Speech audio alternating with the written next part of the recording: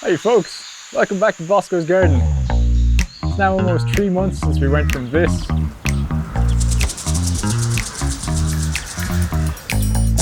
to this.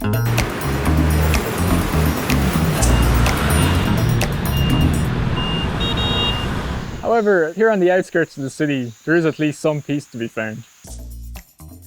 Moving to Taiwan has been a dramatic change in almost every aspect of our lives. Even though I've been here many times before, this place never ceases to surprise and amaze me. Even Kay, who grew up here, has expressed some culture shock after spending so many years living in the Irish countryside.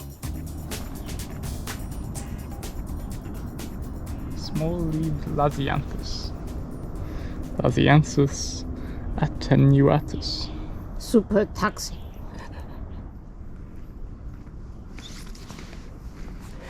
Someone got a slutty shoe, new year.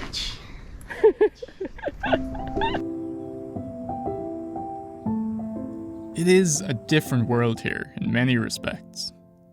However, there are similarities to back home. Like Ireland, it is an island nation which has been plundered on many occasions by different peoples and cultures. And due to its immense economic success in the past few decades, it has had a great influx of immigration. Taiwanese culture, in turn, has taken its influences from Japanese, Chinese, much of Southeast Asia, and certainly American culture, which is most evidently seen in the younger generation. Taiwan is a beautiful volcanic island, shouldering high mountains throughout, furnished with dense subtropical forests. Over 58% of the island is in fact forested, and what remains is densely populated cities, built into, on top of, and indeed under, what was once mountainous terrain. There are streets underground that go on for miles, and above them, more streets, with highways and bridges above those. Surrounded by skyscraper malls, offices, and apartments. All of this is connected above and below the ground by one of the best public transit systems in the world. Buses, the MRT, and high-speed trains run in a constant cyclical manner, ensuring you never wait longer than 5 minutes to catch one, and will always be dropped within a short walking distance from wherever you're going. On top of its elegant efficiency, there is also no food, drink, or chewing gum allowed on board or in the stations, so they are immaculately clean and well maintained. And speaking of food, there's so much to say on the subject it bemuses me where to begin. Like I said, Taiwan takes its influence from many cultures, and that is well reflected in its food. From hot pot sushi, ramen, dumplings, and stinky tofu, to French pastries, New York-style pizzas, pasta, burgers, and fried chicken. From simple street food vendors and tiny crowded sit-in establishments, to huge food courts in malls and Michelin star fine dining. All the bases are covered.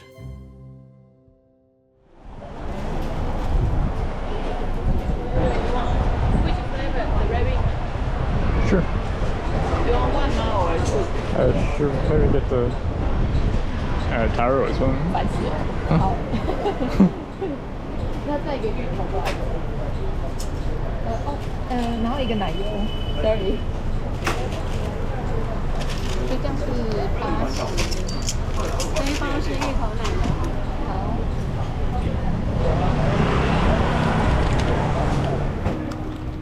The variety of food available on the streets is overwhelming, and that is where most people eat daily, as the average apartment has no kitchen.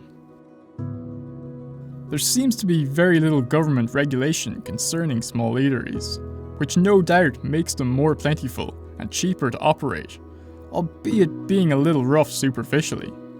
The higher-end restaurants found in malls and tourist areas are generally pristine in appearance, but tend to charge quadruple the price for food that is too often less satisfying than their humble and rugged counterparts.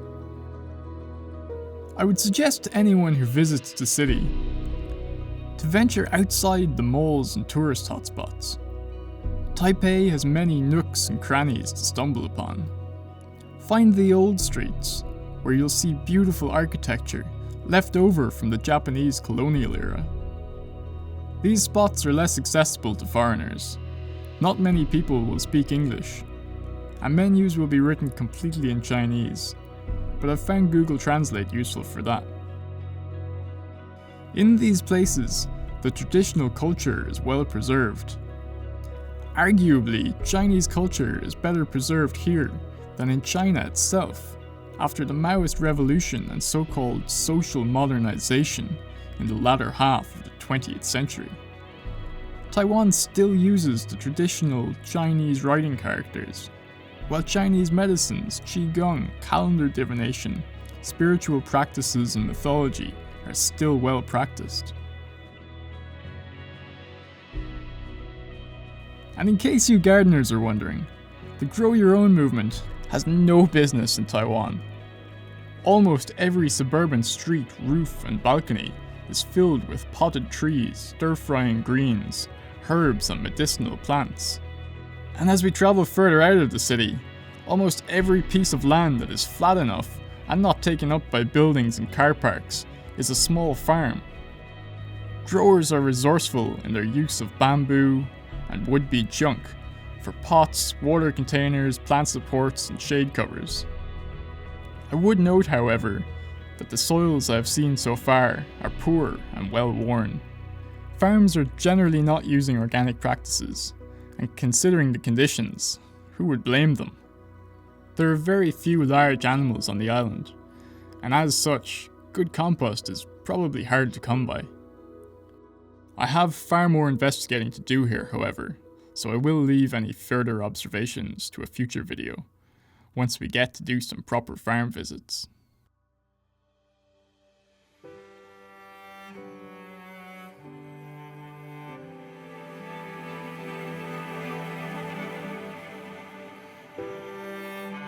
All in all, this place is a long way from our little garden in the southeast of Ireland, surrounded by green pastures skirted with congenial hedgerows.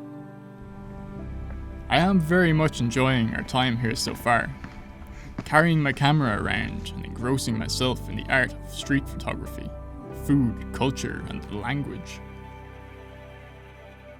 There are many things that I love about this island and its people, but there are things that I heartily miss when I do take a minute to think of home. I miss the silence of the landscape, the freshness of frosty January air, and the taste of well water, straight from the garden tap. I miss the bird song. There are many birds here, but they are not my birds. They are beautiful, but they are not my friends. They are but passing strangers, interesting and insightful to meet, but we are not acquainted. Perhaps in time I would come to know them better, but I would still miss my old friends. The blackbird, the blue tit, the curious wagtail, swooping African swallows in summer, and the cheeky winter robin. It is rare to see a star here when looking at the night sky. The city lights have absorbed them. Even the moon is obstructed by tall buildings, or the dense fog that typically rests upon this humid land. There are definitely things that I do not miss as well. The hard work and heavy labour of running a market garden can take its toll on the body. Early morning harvests and timely restaurant deliveries, repetitive planting schedules. In the heat of it, you tire and yearn for something easier, but when you leave it, it stays with you. As they say, you can take the man out of the farm, but you can't take the farm out of the man. Sometimes you need to get away to find out where you came from. The unexplored life, however, is no life at all. We still have much to do here. This adventure is far from its end, and I look forward to sharing it with you. Thanks for watching, and see you next time.